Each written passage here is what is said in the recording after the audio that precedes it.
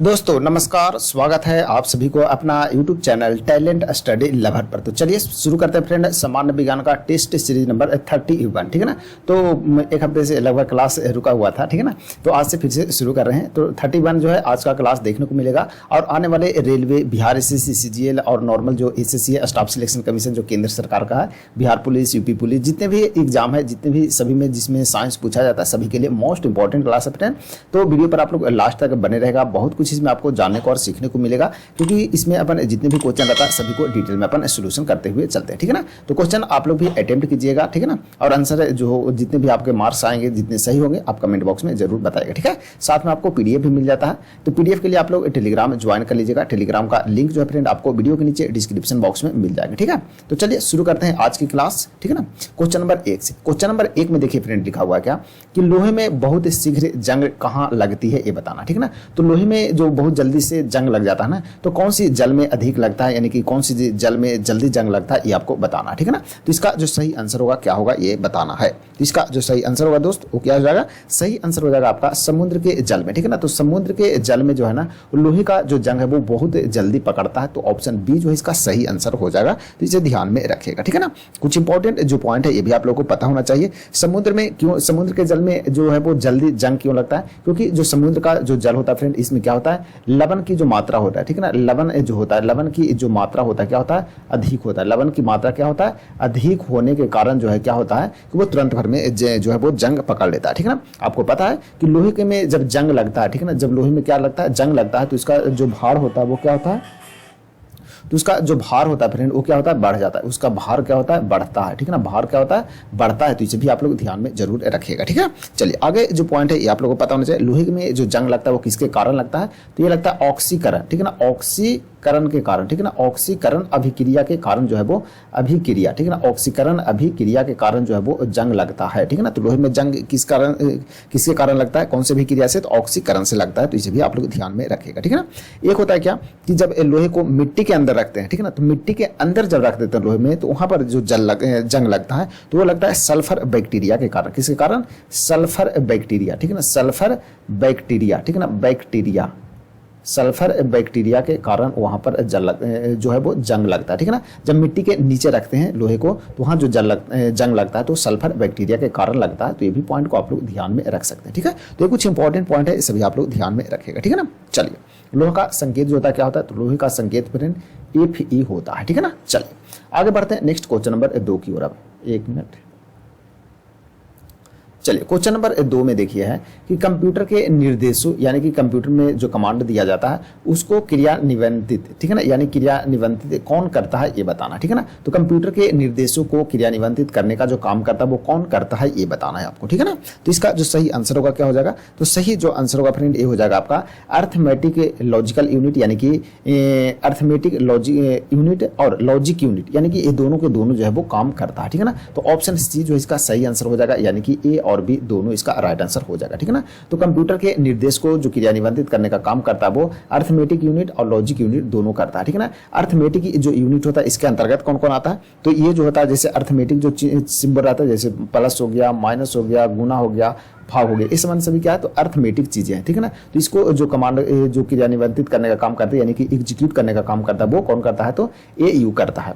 और वहीं पर लॉजिक यूनिट, लॉजिक यूनिट के अंतर्गत हो गया जैसे बड़ा का चिन्ह हो गया, छोटे का चिन्ह हो गया, ठीक है ना, या फिर बराबर का जो चिन्ह होता है वो लॉजिक यूनिट के अंतर्गत आता है, यानी कि इसके अंतर्गत आता है, ठीक है ना। तो ये पॉइंट को भी आप लोग ध्यान में जरूर रखिएगा, ठीक है ना। तो यही काम करता है। आपको पता है कि कंप्यूटर के जो मस्तिष्क है उसको किसे कहते हैं, कंप्यूटर का मस्तिष्क CPU को कहते हैं। और CPU का फुल फॉर्म होता है फ्रेंड सेंट्रल प्रोसेसिंग यूनिट होता है, ठीक है ना। कंप्यूटर के पिता किसे कहा जाता है, तो चार्ल्स बेबेज को कहते हैं। किसको कहते हैं, चार्ल्स बेबेज, ठीक है ना। चार्ल्स बेबेज को कहते हैं, कंप्यूटर के पिता कहते हैं। तो भी पॉइंट है, इसे भी आप लोग ध्यान में रखिएगा, ठीक है। चलिए अब बढ़ते हैं आगे नेक्स्ट क्वेश्चन नंबर 3 की ओर। क्वेश्चन नंबर 3 में फ्रेंड कि इनमें से कौन सा पुरुषों में पाया जाता है ये बताना, ठीक है ना। तो गुणसूत्र के बारे में बताया गया है क्वेश्चन है, तो इनमें से कौन सा जो गुणसूत्र होता है वो पुरुषों में पाया जाता है ये बताना है, ठीक है। चलिए तो इसका जो सही आंसर होगा फ्रेंड वो क्या हो जाएगा, तो इसका जो सही आंसर होगा फ्रेंड ये हो जाएगा आपका ऑप्शन डी हो जाएगा, यानी कि बाई जो गुणसूत्र होता है किसमें होता है, तो ये होता है पुरुष में पाया जाता है, ठीक है ना। महिला में जो गुणसूत्र होता है वो 100 और 100 होता है, पुरुष में जो पाया जाता है गुणसूत्र वो 100 और 22 होता है, ठीक है ना। यानी कि 100 जो रहता है वो क्या रहता है, दोनों में कॉमन रहता है, यानी कि जो अलग रहता है वो पुरुष में रहता है, ठीक है ना। तो इस पर ध्यान में रखिएगा इसको, ठीक है ना। चलिए, महिला और पुरुष यानी कि मनुष्य में, यानी कि मनुष्य में जो क्रोमोसोमों की संख्या है वो टोटल कितना होता है, तो मनुष्य में टोटल 46 क्रोमोसोम होते हैं। और यदि जोड़ा में पूछे तो जोड़ा में कितना हो जाएगा, जोड़े में पूछा, ठीक है ना, यदि जोड़ा में पूछे तो 23 हो जाएगा। तो इसे भी आप लोग ध्यान में रखिएगा, ठीक है ना, क्योंकि क्वेश्चन यहाँ पर बनता है, ठीक है ना। पुरुष में जो गुणसूत्र होता है कितना होता है, 22 जो होता है वो क्या होता है, 1 से 100 होता है, ठीक है ना। 22 जो होता है वो क्या होता है, 100 होता है, और एक जो बढ़ जाता है वो 100 और 22 बढ़ जाता है। जबकि महिला में जो होता है क्या होता है, 22 जोड़ा के साथ साथ में 22 जोड़ा के साथ साथ में क्या होता है, 100 और 1 ही होता है। तो पुरुष में यही जो रहता है वो 1 जो भिन्न रहता है, यानी कि अलग होता है, ठीक है ना। तो इस पॉइंट को भी आप लोग ध्यान में जरूर रखिएगा, ठीक है ना।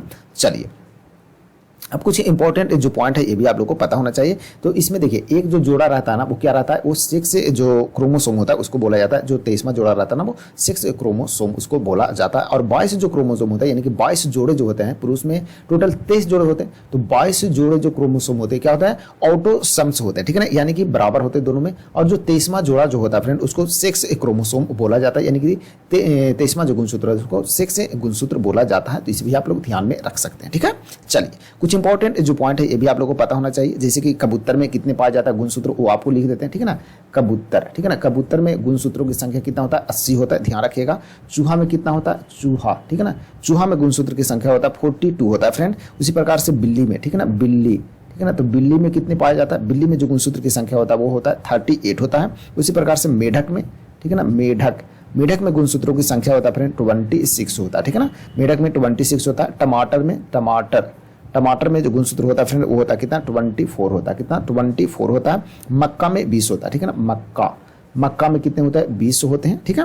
प्याज में कितने होते हैं, प्याज, ठीक है ना, प्याज में होता है फ्रेंड आपको 16 होता है, ठीक है, प्याज में 16। मटर, ठीक है ना, मटर में जो होता है वो कितना होता है, मटर में होता है आपका 14, ठीक है ना, मटर में 14 होता है। घरेलू मक्खी में 12 और एस्केरिस में 12 होता है, ठीक है। तो ये कुछ पॉइंट है, ये सभी आप लोग ध्यान में रखिएगा, ठीक है ना। तो इतना भी आप लोग ध्यान में रखिएगा ताकि ऑप्शन में छांटने में कम आता है, ठीक है। चलिए, अब बढ़ते आगे, नेक्स्ट क्वेश्चन नंबर 4 देख लेते हैं। क्वेश्चन नंबर 4 में देखिए है कि अति लेड विषाक्तता यानी कि पॉइजनिंग कहलाता है, यानी कि लेड की अधिक मात्रा होता है, यानी कि जो लेड की अधिक मात्रा जो है पॉइजनिंग जो होता है उसको क्या कहा जाता है ये बताना। यानी कि अधिक मात्रा में लेड फैलता है तो कौन सा रोग होता है, कहने का मतलब ये है, तो कौन सा रोग होता है ये बताना, ठीक है ना। तो अधिक मात्रा में लेड यानी कि सीसा, तो अधिक मात्रा में सीसा जब फैलता है तो कौन सा रोग होता है ये बताना है, ठीक है। तो इसका जो सही आंसर होगा फ्रेंड क्या हो जाएगा, तो सही जो आंसर हो जाएगा दोस्त ये हो जाएगा आपका ऑप्शन बी हो जाएगा, प्लम्बीरम, ठीक है ना। प्लम्बीरम जो रोग होता है वो किसके कारण होता है, तो अधिक लेड की मात्रा जब अधिक फैल जाता है ना तो क्या होता है, इसमें ये जो रोग होता है प्लम्बीरम जो होता है ये रोग फैल जाता है। तो ऑप्शन बी जो है इसका सही आंसर हो जाएगा, यानी कि अति लेड यानी कि सीसा की मात्रा से कौन सा रोग होता है, प्लम्बीरम रोग होता है, ठीक है ना। तो इसे ध्यान में रखिएगा, ठीक है ना। लेड जो होता है विषाक्तता के कारण क्या होता है, इसमें होता क्या है कि इसमें मस्तिष्क प्रभावित होता है, ठीक है ना, मस्तिष्क प्रभावित होता है। और मस्तिष्क जब प्रभावित होता है तो क्या होता है, रक्त की कमी होता है, और रक्त की जब कमी होता है तो व्यक्ति में क्या होता है, एनीमिया रोग होता है। क्या होता है, एनीमिया नामक रोग हो जाता है, ठीक है ना, एनीमिया रोग हो जाता है, ठीक है ना। तो इसे भी आप लोग ध्यान में रखिएगा, ठीक है। चलिए, अगला जो पॉइंट है ये भी आप लोग को ध्यान में होना चाहिए। इटाई जो रोग होता है फ्रेंड, ठीक है ना, इटाई जो रोग होता है वो किसके कारण होता है, तो कैडमियम की जो प्रदूषण होता है ना उसके कारण होता है। किसके कारण, कैडमियम, ठीक है ना, कैडमियम की प्रदूषण जब फैलता है यानी कैडमियम की मात्रा अधिक हो जाता है, फैल जाता है, पॉल्यूशन फैल जाता है, तो क्या होता है, इटाई नामक रोग होता है, ठीक है ना। जिसे भी आप लोग ध्यान में जरूर रखिएगा, ठीक है। चलिए आगे देखना है आपको क्या, उसी प्रकार से होता है आपका क्या, मिनी माता होता है, ठीक है ना। मिनी माता के बारे में भी आपको पता होना चाहिए, मिनी माता, ठीक है ना, मिनी माता जो रोग होता है ये किसके कारण होता है, तो ये होता है पारा की अधिकता के कारण। किसके कारण, पारा की अधिकता यानी कि Hg की मात्रा जब अधिक हो जाता है, पारा की मात्रा अधिक हो जाता है तो कौन सा रोग होता है, तो मिनी माता नामक रोग होता है। मिनी माता रोग जो है आपको पता है कि मिनी माता जो रोग है यहाँ उत्पन्न कहाँ से हुआ था, ये उत्पन्न हुआ है इसका जापान से हुआ, ठीक है ना। जापान में क्या हुआ था कि जापान में जो मिनी माता खाड़ी है, मिनी माता एक खाड़ी का नाम है, ठीक है ना। तो खाड़ी में क्या हुआ था कि Hg यानी कि पारा जो है वो संक्रमित मछली वहाँ पर लोग खा लेते हैं, ठीक है ना, लोग खा लिए थे, उसके कारण हुआ था, यानी कि पारा की मात्रा वहाँ बढ़ गया था और वही मछली का जो मांस है वो लोग खाएं, इसी कारण मिनी माता रोग हो गया, ठीक है ना। उसी के नाम से इसको मिनी माता रखा गया, ठीक है। तो इसे भी आप लोग ध्यान में रखिएगा। आर्सेनिक के लगातार संपर्क में आने से कौन सा रोग होता है, ब्लैक फुट रोग होता है, ठीक है ना। ब्लैक फुट जो रोग होता है, ब्लैक फुट, ठीक है ना, ब्लैक फूड जो रोग होता है किसके कारण होता है, तो आर्सेनिक की मात्रा अधिक होने से, ठीक है ना, आर्सेनिक की मात्रा अधिक होने से ब्लैक फूड नामक रोग होता है। तो इसे भी आप लोग ध्यान में रखिएगा। ब्लू बेबी सिंड्रोम जो रोग होता है फ्रेंड, ब्लू बेबी सिंड्रोम, ठीक है ना, ये भी ध्यान में रखिएगा, ब्लू बेबी सिंड्रोम, ठीक है ना, ब्लू बेबी सिंड्रोम, ठीक है ना, सिंड्रोम, ब्लू बेबी सिंड्रोम जो रोग होता है ये किसके कारण होता है, तो ये नाइट्रेट, ठीक है ना, यानी कि अपन पानी जो पीते हैं ना उसमें नाइट्रेट की मात्रा, ठीक है ना, नाइट्रेट की मात्रा जब अधिक बढ़ जाता है ना तो इसके कारण कौन सा रोग होता है, तो ब्लू बेबी सिंड्रोम नामक रोग होता है, ठीक है ना। तो ये भी पॉइंट बनता है, ये भी आप लोग ध्यान में रखिएगा। चलिए आगे बढ़ते हैं नेक्स्ट क्वेश्चन नंबर 5 की ओर। क्वेश्चन नंबर 5 देखिए, कार्बन डाइऑक्साइड यानी कि CO2 किस सीमा तक रेडियो सक्रियता को अवशोषित करती है ये बताना, ठीक है ना। तो CO2 किस सीमा तक रेडियो सक्रियता को अवशोषित करती है ये बताना है। सही आंसर होगा फ्रेंड आपका ऑप्शन नंबर ए, यानी कि 5.5 से लेकर के 7 माइक्रोन्स तक, ठीक है ना, इतना तक क्या करता है वो रेडियो सक्रियता को अवशोषित करने का काम करता है। कौन, CO2 यानी कि कार्बन डाइऑक्साइड, ठीक है ना। CO2 के बारे में पता होना चाहिए कि यह जो वायुमंडल में पाया जाता है, यानी कि CO2 की मात्रा जो है वो वायुमंडल में कितना पाया जाता है, तो 0.03% पाया जाता है। क्वेश्चन ये भी बनता है, ध्यान में रखिएगा, ठीक है ना। CO2 के कारण क्या होता है, पृथ्वी गर्म होता है, पृथ्वी जो गर्म होता है यानी कि CO2 की मात्रा बढ़ने के कारण खाद्य पदार्थों को स्पंजी करने में कारण, ठीक है ना, अग्नि सामग्री में यानी कि जो जहां पर आग लग जाता है तो वहां पर जो फायर ब्रिगेड वाले आते हैं ना तो वहां पर जो आग बुझाते हैं वो CO2 से ही मिझाते हैं, यानी कार्बन डाइऑक्साइड से ही मिझाते हैं। तो इसे भी आप लोग ध्यान में रख सकते हैं, ठीक है ना। CO2 के प्रभाव, CO2 जो यानी कि ग्रीन हाउस गैस के प्रभाव जो है वो उसमें कौन कौन किसका अंश है, कौन सा गैस का कितना प्रतिशत, ये आपको पता होना चाहिए ग्रीन हाउस गैस के बारे में, ठीक है ना, ग्रीन हाउस गैस, ठीक है ना, ग्रीन हाउस गैस के बारे में आपको पता होना चाहिए कौन सी गैस का कितना योगदान होता है, ठीक है ना। जैसे कि CO2 है तो CO2 का जो योगदान होता है फ्रेंड ये लगभग होता है 55% होता है, ठीक है ना। उसी प्रकार से होता है CFC क्लोरोफ्लोरोकार्बन होता है, इसका योगदान है 24% होता है, ठीक है ना। CH4, ठीक है ना, जो मीथेन होता है इसका जो है योगदान है वो कितना 15% है। और उसके बाद फिर आता है नाइट्रस ऑक्साइड N2O जो होता है इसका होता है लगभग 6% होता है, ठीक है ना। तो ये टोटल क्या है, ग्रीन हाउस गैस के अंतर्गत आते हैं। तो इस भी आप लोग ध्यान में रखिएगा, ठीक है। चलिए बढ़ते हैं आगे नेक्स्ट क्वेश्चन की ओर। अब नेक्स्ट क्वेश्चन नंबर 6 देखते हैं। क्वेश्चन नंबर 6 में देखिए फ्रेंड्स है कि निम्नलिखित में से किस ज्वाला में सर्वाधिक ताप होती है ये बताना है। तो कौन सी ज्वाला में सर्वाधिक ताप होता है ये बताना है। सही जो आंसर हो जाएगा फ्रेंड इसमें हो जाएगा ऑक्सी एसिटिलीन, ठीक है ना। ऑक्सी एसिटिलीन में सर्वाधिक ज्वाला ताप होता है, जो कि ऑप्शन डी जो है इसका सही आंसर हो जाएगा। और इसका जो उपयोग होता है वो किस में होता है, तो इसका उपयोग जो फ्रेंड वो बिल्डिंग में किया जाता है। किस में होता है, बिल्डिंग में किया जाता है, इसका यूज किया जाता है। और इसका जो ताप होता है, ठीक है ना, इसका जो ताप होता है वो कितना होता है, तो इसका ताप जो होता है वो 3200 डिग्री सेल्सियस होता है। तो इसे भी आप लोग ध्यान में रख सकते हैं, ठीक है ना। उसी प्रकार से ऑक्सी हाइड्रोजन का ज्वाला जो होता है, ऑक्सी हाइड्रोजन है इसका जो ज्वाला है वो कितना होता है, तो इसका होता है 2800 डिग्री सेल्सियस होता है। ऑक्सी हीलियम जो होता है फ्रेंड इसका 800 डिग्री सेल्सियस जो है इसका क्या होता है, इसका ताप होता है। तो इसे भी ध्यान में रखेगा। ऑक्सी मीथेन जो होता है इसका जो ताप होता है वो कितना होता है, 3030 होता है, 3030 डिग्री सेल्सियस होता है, ठीक है ना। तो सबसे अधिक इसका ऑक्सी एसिटिलीन का, तो इसे भी आप लोग ध्यान में रख सकते हैं, ठीक है ना। चलिए कच्चे फलों को पकाने के लिए किसका प्रयोग करते हैं, तो कैल्शियम कार्बाइड और जल को अभिक्रिया करके एसिटिलीन गैस बनाता है, ठीक है ना। एसिटिलीन गैस का प्रयोग करता है किसमें, कच्चे फल को पकाने के लिए। और एसिटिलीन जो गैस बनता है ये बनता है वो कैसे बनता है, तो कैल्शियम कार्बाइड और जल को अभिक्रिया करके बनाया जाता है और कच्चे फल को पकाने में यूज किया जाता है। तो इसे भी ध्यान रखेगा, ठीक है। चलिए नेक्स्ट क्वेश्चन नंबर 7 देखते हैं, नीरी के बारे में, ठीक है ना। नीरी स्थित है, यानी कि नीरी जो है वो कहाँ पर स्थित है, नीरी का फूल फार्म आपको पता होगा तभी आप जान पाएंगे। तो नीरी का जो फूल फार्म होता है फ्रेंड ये होता है national environmental engineering research institute, आप लोग नोट कर लीजिएगा, ठीक है ना। इसका क्या होता है, national environmental engineering research institute जो होता है नीरी का फुल फॉर्म होता है। और इसका हेड क्वार्टर जो आपको मिलेगा ये नागपुर में देखने को मिल जाएगा, ठीक है ना। और इसका जो स्थापना हुआ था फ्रेंड ये कब हुआ था, इसका स्थापना 1958 में हुआ था, ठीक है ना। तो इसे भी आप लोग ध्यान में जरूर रखिएगा। इसका काम क्या है, तो इसका काम है, नीरी का काम क्या है, देखिए इन्वायरमेंटल है यानी कि national environmental engineering research institute है, यानी कि इन्वायरमेंट से लेकर के ये काम करता है। यानी कि इसका काम है कि पर्यावरण संरक्षण के शोध जो होता है ना, यानी कि उस पर जो शोध किया जाता है उसको बढ़ावा देना, ठीक है ना। इसको ध्यान में रखिएगा। राष्ट्रीय जैविक प्रयोगशाला कहाँ मिलेगा आपको, राष्ट्रीय जैविक प्रयोगशाला, ठीक है ना। जैविक प्रयोगशाला जो है फ्रेंड ये आपको कहाँ पर मिलेगा, तो ये आपको मिलेगा पालमपुर में। कहाँ मिलेगा, पालमपुर में देखने को मिल जाएगा इसका हेडक्वार्टर, ठीक है ना। उसी प्रकार से फल शोध संस्थान आपको कहाँ मिलेगा, फल शोध संस्थान, ठीक है ना। फल शोध संस्थान कहाँ पर है, तो ये आपको मिलेगा सबौर में। कहाँ मिलेगा, सबौर, ठीक है ना, सबौर में देखने को मिलेगा। केंद्रीय आलू अनुसंधान, ठीक है ना, केंद्रीय आलू अनुसंधान संस्थान, केंद्रीय आलू अनुसंधान, ठीक है ना, अनुसंधान संस्थान जो है फ्रेंड ये कहाँ पर आपको देखने को मिलेगा, तो केंद्रीय आलू अनुसंधान संस्थान आपको शिमला में देखने को मिल जाएगा, ठीक है ना। तो ये भी कुछ पॉइंट है, ये भी सभी आप लोगों को ध्यान में रख सकते हैं, ठीक है ना। चलिए आगे बढ़ते हैं क्वेश्चन नंबर 8 की ओर। अब क्वेश्चन नंबर 8 में देखिए है कि जीवों में अत्यधिक विविधता का कारण है, ठीक है ना। तो जीवों में जो अत्यधिक विविधता आता है उसका कारण क्या है फ्रेंड, ये बताना है। तो सही जो आंसर हो जाएगा ये हो जाएगा आपका उत्परिवर्तन के कारण, ठीक है ना। किसके कारण, उत्परिवर्तन के कारण अत्यधिक विविधता आता है उसमें, ठीक है ना। तो इसे भी ध्यान में रखिएगा। उत्परिवर्तन का जनक जो है, उत्परिवर्तन का जनक, ठीक है ना, उत्परिवर्तन का जनक है, तो जनक कौन है ये भी पता होना चाहिए। ह्यूगो डी ब्रिज, ठीक है ना, ह्यूगो डी ब्रिज, ठीक है ना, ह्यूगो डी ब्रिज, ठीक है ना, ब्रिज ये क्या है, तो इसके जनक माने जाते हैं। उत्परिवर्तन के जनक कौन है, तो ह्यूगो डी ब्रिज है, तो इसे भी आप लोग ध्यान में जरूर रखिएगा, ठीक है।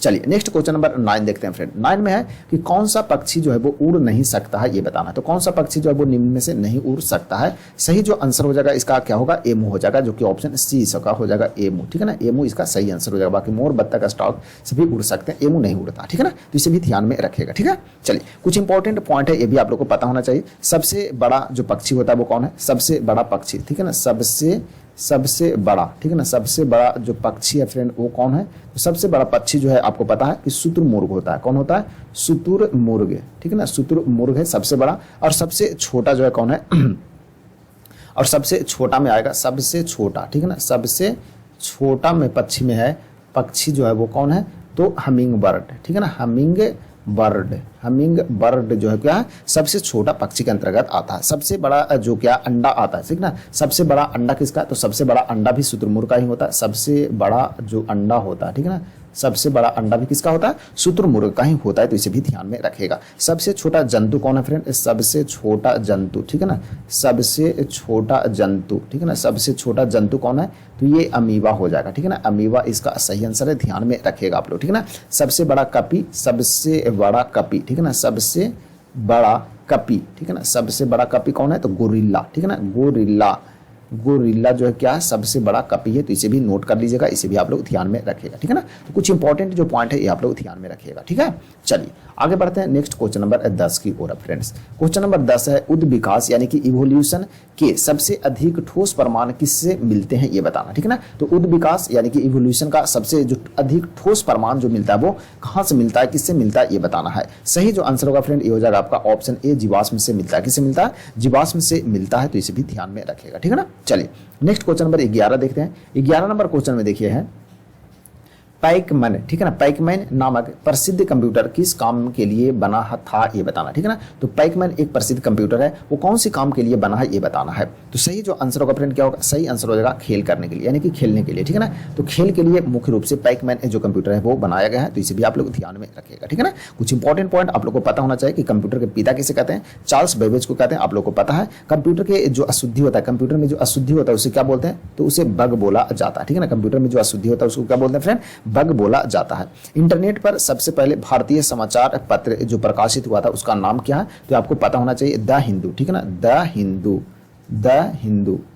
द हिंदू जो समाचार पत्र है वो क्या हुआ था कि इंडिया में सबसे पहले इंटरनेट पर प्रकाशित होने वाला समाचार पत्र है। तो इसे भी आप लोग ध्यान में रखिएगा, ठीक है ना। इंटरनेट के जन्मदाता कौन है, इंटरनेट के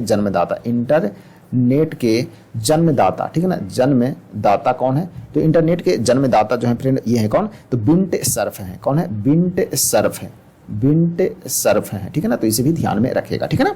चलिए वेबसाइट के जो प्रथम पेज होता है ना, वेबसाइट का जो प्रथम पेज होता है उसको क्या बोलते हैं, उसको होम पेज बोला जाता है। तो ये भी पॉइंट है, ये भी आप लोग ध्यान में रख सकते हैं, ठीक है ना। चलिए तो ये कुछ इंपॉर्टेंट पॉइंट था, सभी आप लोग नोट कर लीजिएगा, ध्यान में रखिएगा। वीडियो देखिएगा, आप लोग को रिवीजन ही बहुत सारा हम कराते हुए चलते रहते हैं, ठीक है ना। चलिए नेक्स्ट देखते हैं दोस्त, क्वेश्चन नंबर 12 देख लेते हैं। क्या है कि पादप कली है, तो पादप कली क्या है ये बताना है, ठीक है ना। तो पादप कली जो होता है फ्रेंड क्या होता है, तो पादप कली एक भ्रूणीय टहनी होता है। क्या होता है, भ्रूणीय टहनी होता है, जो कि ऑप्शन ए जो इसका सही आंसर हो जाएगा, ठीक है ना। तो इसे भी ध्यान में रखिएगा, ठीक है ना। पादप कली क्या होता है, तो एक भ्रूणीय टहनी होता है। चलिए पुष्प के बारे में कुछ इंपॉर्टेंट पॉइंट है ये भी जान लेते हैं। पुष्प के 4 मुख्य भाग होते हैं। पुष्प के जो भाग होते हैं कितने होता है, टोटल 4 भाग होते हैं। कितने, पुष्प के, ठीक है ना, पुष्प के कितने होते हैं, 4 भाग होते हैं। कितने होते हैं, 4 भाग होते हैं। पहला में क्या होता है, तो पहला में आपका होता है दलपुंज। क्या होता है, दलपुंज, ठीक है ना, दलपुंज हो गया।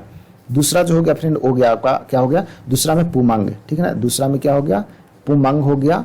तीसरा में जो होगा क्या होगा, तीसरा में हो जाएगा आपका जयांग, ठीक है ना, तीसरा में हो गया आपका जयांग, ठीक है ना, जयांग, जयांग हो गया। और चौथा में जो हो जाएगा बाह्य दलपुंज, ठीक है ना, बाह्य दलपुंज, बाह्य दलपुंज, बाह्य दलपुंज, यानी कि टोटल इसके 4 भाग होते हैं, इसे आप लोग ध्यान में रखिएगा, ठीक है ना। पहले जो होता है बाह्य दलपुंज होता है, यानी कि सीरियल नंबर थोड़ा सा गलत हो गया है, ठीक है ना। तो बाह्य दलपुंज क्या होता है, तो यह फूल का पहला तथा सबसे नीचे का जो चक्र होता है ना, उसी को बाह्य दलपुंज कहा जाता है। दलपुंज जो होता है क्या होता है, दलपुंज जो होता है वो आपको नीला कलर को देखने को मिलेगा, ठीक है ना। तो जो दलपुंज होता है वो दलपुंज जो होता है वो रंगी होता है, ठीक है ना, जो हरा कलर का देखने को मिलता है ना, जो ऐसे फूल रहता है ना, तो उसमें जो नीचे ये वाली रहता है ना हरा टाइप का, इसी को बोला जाता है दलपुंज बोला जाता है, तो इसे ध्यान में रखेगा। पुमांग जो होता है वो क्या होता है, नर चक्र होता है, ठीक है ना, पुमांग जो होता है क्या होता है, नर चक्र होता है। और जयांग जो होता है वो मादा चक्र होता है, ठीक है ना। तो ये पॉइंट बनता है, इसे भी आप लोग ध्यान में जरूर रखिएगा, ठीक है। चलिए 1 मिनट,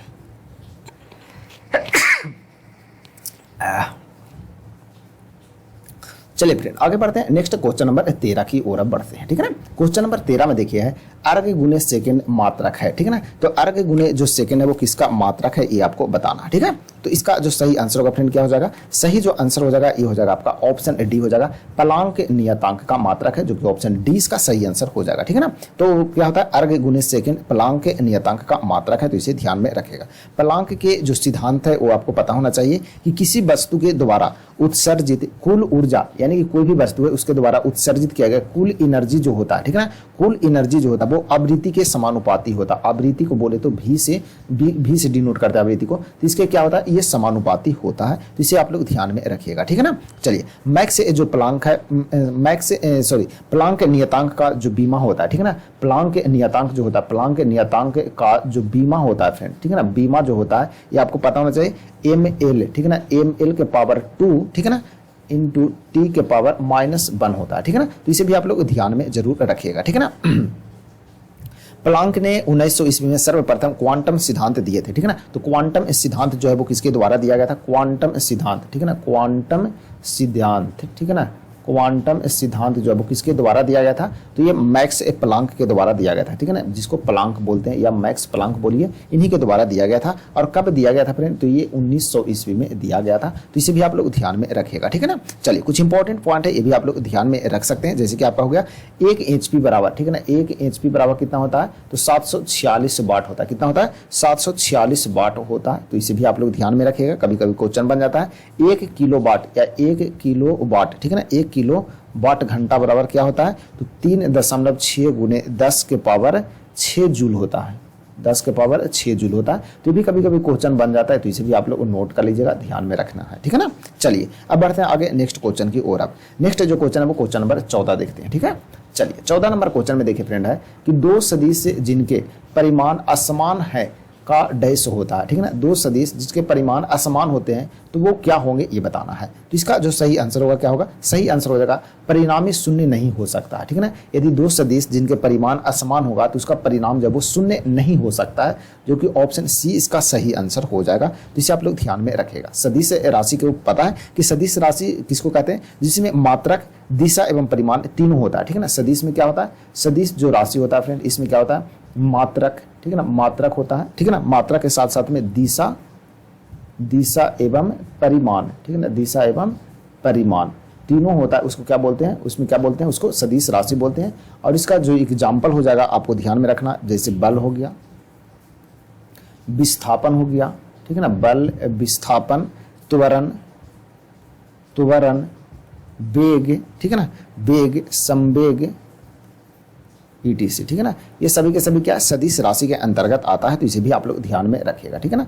उसी प्रकार से अदिश राशि के बारे में भी आपको पता होना चाहिए कि अदिश राशि जिसमें क्या होता है, परिमाण एवं मात्रक तो होता है लेकिन दिशा नहीं होता। इसमें क्या होता है, परिमाण होता है, ठीक है ना, परिमाण एवं मात्रक क्या है, परिमाण एवं मात्रक होता है, ठीक है ना, होता है, परंतु दिशा नहीं होता है। क्या नहीं होता है, दिशा नहीं होता है, ठीक है ना, दिशा नहीं होता है, ठीक है ना। उसको क्या बोलते हैं, उसको अदिश राशि बोलते हैं।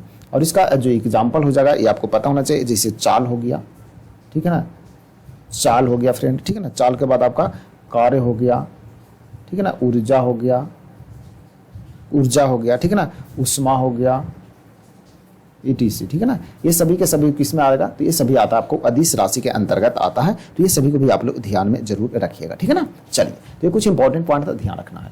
नेक्स्ट क्वेश्चन देखते हैं, क्वेश्चन नंबर 15 कि जब कोई कण, ठीक है ना, एक समान वेग से चलता है तब निम्न में से क्या परिवर्तित होता है, ये बताना है। जब कोई कण एक समान वेग से चलता है तो निम्न में से क्या परिवर्तित होता है, ये बताना है। तो सही जो आंसर हो जाएगा क्या होगा, सही जो आंसर होगा फ्रेंड ये हो जाएगा आपका ऑप्शन नंबर डी, यानी कि स्थिति सदिश जो है वो चेंज होता है, यानी कि ऑप्शन डी जो है इसका सही आंसर हो जाएगा, ठीक है। तो ऑप्शन डी इसका राइट आंसर है, ध्यान रखेंगे। चलिए आगे देखते हैं, क्वेश्चन नंबर 16 देख लेते हैं। जब बल किसी पिंड की गति को मंद, ठीक है ना, करता है, मंद करता है, तब किया गया कार्य होता है, ठीक है ना। जब बल किसी पिंड की गति को मंद करता है यानी कि धीमा कर देता है, तो किया गया कार्य जो है वो क्या होता है, ये बताना है, ठीक है ना।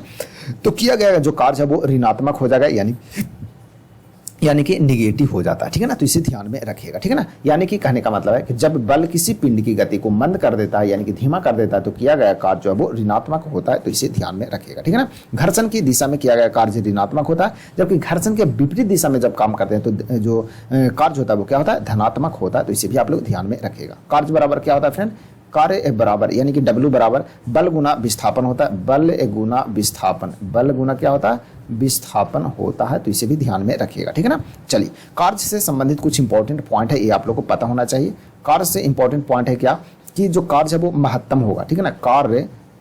कार्य जो है वो महत्तम, ठीक है ना, महत्तम यानी कि अधिकतम जो होगा वो कब होगा, तो थीटा का जो मान है, थीटा का जो मान है वो क्या रहेगा, 0 डिग्री रहेगा, ठीक है ना। तो क्या होगा, बल एवं विस्थापन एक दूसरे क्या होंगे, समानांतर होंगे और कार्य जो है वो महत्तम होगा, ठीक है ना। तो यहाँ पर ध्यान में रखना है। दूसरा पॉइंट है कि कार्य शून्य कब होगा, कार्य जो है वो शून्य कब होगा, तो कार्य शून्य कब होगा, तो थीटा का जो मान है फ्रेंड ये रहेगा कितना, जब 90 डिग्री रहेगा, तो कार्य जो है वो क्या होगा, शून्य हो जाएगा। क्यों, क्योंकि बल एवं विस्थापन एक दूसरे के लंबवतः हो जाएंगे, क्या होंगे, बल और विस्थापन जो एक दूसरे क्या होंगे, लंबवतः होंगे, तो यहाँ पर क्या होगा, जो कार्य है वो शून्य हो जाएगा, ठीक है। चलिए आगे देखते हैं, कार्य जो है वो ऋणात्मक, ठीक है ना, कार्य जो है वो ऋणात्मक, ठीक है ना, ऋणात्मक जो है वो कब होगा, तो कार्य जो ऋणात्मक है फ्रेंड ये होगा जब थीटा का मान, ठीक है ना, जब थीटा का जो मान है वो कितना रहेगा, 180 डिग्री होगा, तो क्या होगा, कार्य जो है वो ऋणात्मक होगा। क्यों, क्योंकि बल एवं विस्थापन एक दूसरे के विपरीत में हो जाएगा, ठीक है ना। तो ये कुछ पॉइंट है, ये आप लोग ध्यान में रखिएगा। चलिए आगे देखते हैं, क्वेश्चन नंबर 17।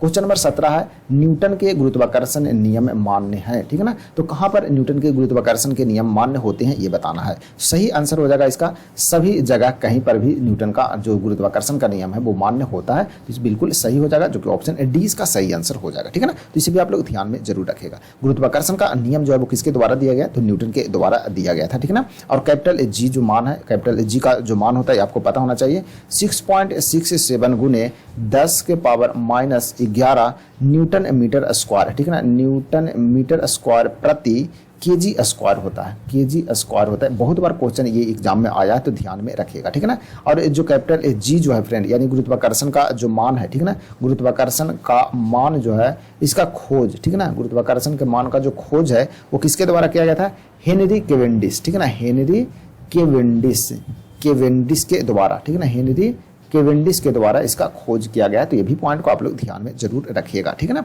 गुरुत्वाकर्षण का बल जो है, ठीक है ना, गुरुत्वाकर्षण बल प्रकृति में हमेशा क्या होता है, धनात्मक होता है। गुरुत्वाकर्षण बल जो होता है वो प्रकृति में हमेशा क्या होता है, धनात्मक होता है, यानी कि पॉजिटिव होता है, ठीक है ना। दो वस्तुओं के बीच लगने वाला जो बल होता है वो किस प्रकार का होता है, आपको पता होना चाहिए। दो वस्तुओं के बीच जो लगने वाला जो बल होता है क्या होता है, वस्तुएं के द्रव्यमान के गुणनफल के समानुपाती होता है, यानी कि F के समानुपाती होता है, m1 गुना m2 होता है, ठीक है ना। आपका ये तो पहला हो गया। दूसरा जो होता है क्या होता है कि उसके बीच की जो दूरी होता है, उसके बीच की जो दूरी होता है ना, F यानी बल के उसके बीच की दूरी के क्या होता है, व्युत्क्रमानुपाती होता है, यानी कि दूरी को r मान लेते हैं तो उसके व्युत्क्रमानुपाती के स्क्वायर वर्ग के बराबर होता है, ठीक है ना। यानी कि उसकी दूरी के वर्ग कर देते हैं, यानी कि स्क्वायर कर देते हैं, उसके क्या होता है, व्युत्क्रमानुपाती के बराबर होता है, ठीक है ना। तो ये 2 पॉइंट बनता है, तो इसे भी आप लोग ध्यान में रख सकते हैं, ठीक है ना। चलिए आगे देखते हैं, question number 18 friend. Question number 18 में देखिए है कि यदि छोटी वर्षा हवा से होकर गिरती है तो क्या होगा, ये बताना है, ठीक है ना। यदि एक छोटी वर्षा हवा से होकर गिरती है तो क्या होगा, तो सही जो आंसर हो जाएगा फ्रेंड ये हो जाएगा आपका क्या, सही आंसर हो जाएगा आपका ऑप्शन नंबर सी हो जाएगा, यानी कि इसका वेग कुछ समय के लिए क्या होगा, बढ़ता जाएगा, इसका वेग नियत हो जाएगा, ठीक है ना। इसका वेग कुछ समय के लिए बढ़ता जाएगा और इसका वेग फिर नियत हो जाएगा, तो ये होता है, ठीक है ना। तो इसे ध्यान रखिएगा। नेक्स्ट क्वेश्चन नंबर 19 देखते हैं, निम्न में से कौन डी ब्लॉक तत्व है, ये बताना, यानी कि कौन सा जो तत्व है वो डी ब्लॉक में रखा गया है, आपको ये बताना है। सही जो आंसर होगा फ्रेंड वो क्या हो जाएगा, तो सही जो आंसर होगा ये हो जाएगा आपका पारा, ठीक है ना। पारा यानी कि ऑप्शन बी जो है इसका राइट आंसर हो जाएगा। पारा जो है वो क्या है, डी ब्लॉक में रखा जाता है, ठीक है ना। और पारा के बारे में आपको पता होना चाहिए, इंटरेस्टिंग जो पॉइंट है ये कि पारा जो है एकमात्र द्रव धातु है, ठीक है ना। एकमात्र द्रव धातु, ठीक ना, द्रव धातु, ठीक ना। द्रव धातु कौन है, तो पारा है। द्रव धातु कौन है, पारा, ठीक है ना, जिसका सूत्र क्या है, Hg, ठीक है ना। और इसका जो परमाणु संख्या, पारा का जो परमाणु संख्या जो होता है फ्रेंड, ये कितना है, तो परमाणु संख्या होता है इसका 80, ठीक है ना। तो इस पॉइंट को भी आप लोग ध्यान में जरूर रखिएगा, ठीक है ना। एक पॉइंट और ध्यान में रखिएगा कि प्रथम वर्ग का जो तत्व होता है, ठीक है ना, प्रथम वर्ग का जो तत्व होता है, प्रथम वर्ग, ठीक है ना, प्रथम वर्ग का तत्व जो होता है उसको क्या बोलते हैं, उसको क्षार धातु बोला जाता है। क्या बोला जाता है, क्षार धातु बोलते हैं, ठीक है ना। उसी प्रकार से जो द्वितीय वर्ग का जो तत्व होता है, द्वितीय वर्ग का तत्व जो होता है उसको क्या बोलते हैं, उसको बोलते हैं क्षारीय मृदा धातु, ठीक है ना। क्षारीय मृदा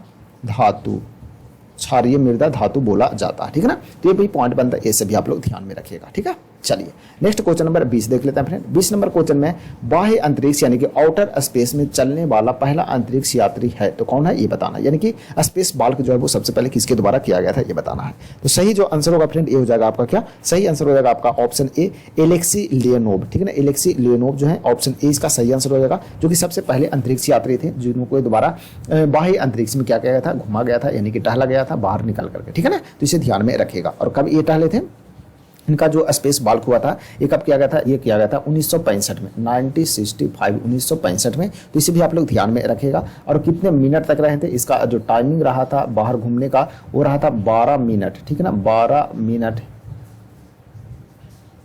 मिनट 9 सेकंड तक ये बाहर में घूमते रहे थे, ठीक है ना। तो इसे भी ध्यान में आप लोग जरूर रखिएगा। उसी प्रकार से यूरी गागरिन के बारे में आपको पता होना चाहिए। यूरी गागरिन जो कि प्रथम अंतरिक्ष यात्री थे, ठीक है ना, प्रथम अंतरिक्ष यात्री, ये क्या थे, प्रथम अंतरिक्ष यात्री थे कौन, तो यूरी गागरिन थे। और ये जो अंतरिक्ष में गए थे वो कब गए थे, 1961 में, 1961 में गए थे। तो इसे भी ध्यान में आप लोग रखिएगा, ठीक है ना। और कौन से यान से गए थे, उसका यान का जो नाम था इनका वो था वोस्टोक 1, ठीक है ना, VOSTOK, वोस्टोक 1, ठीक है ना, इसी यान से वो गए थे। तो इसे भी आप लोग ध्यान में रख सकते हैं, ठीक है। चलिए नील आर्मस्ट्रांग के बारे में आपको पता है कि नील आर्मस्ट्रांग जो कि प्रथम चंद्रमा पर कदम रखने वाले व्यक्ति, ठीक है ना, प्रथम चंद्रमा पर, ठीक है ना, प्रथम चंद्रमा पर कदम रखने वाला व्यक्ति थे, ठीक है ना, व्यक्ति कौन थे, नील आर्मस्ट्रांग थे। तो इसे भी ध्यान में रखिएगा। और कब गए थे, तो ये गए थे 1969 में। कब गए थे, 1969 में गए थे। और इसके जो यान का नाम था फ्रेंड, यान का जो नाम था यानी कौन सी यान से गए थे, तो अपोलो, ठीक है ना, APOLO, ठीक है ना, अपोलो 11 से गए थे ये, ठीक है ना। तो इस पॉइंट से आप लोग इसे भी ध्यान में रख सकते हैं क्योंकि क्वेश्चन कभी कभी यहाँ से भी बनते रहता है, ठीक है ना। चलिए बताइए कि आप लोग को वीडियो कैसा लगा। आपका 20 क्वेश्चन जो है वो समाप्त हुआ, सभी अपन डिटेल में देखनी है, ठीक है ना। चलिए तो आज की क्लास में यहीं तक रहने देंगे। आप लोग बताइएगा कि आप लोग को क्लास कैसा लगा। यदि अच्छा लगे तो लाइक और शेयर आप लोग जितना ज़्यादा हो जरूर कीजिएगा, क्योंकि आने वाले टाइम में बहुत सारा एग्जाम आने वाला है इकट्ठा, ठीक है ना। तो आप लोग अभी से तैयारी जुटे रहिए, ठीक है ना। चलिए तो आज की क्लास में यही समाप्त करते हैं, मिलते हैं कल फिर नए क्लास में। तब तक के लिए आप सभी को धन्यवाद। जय हिंद।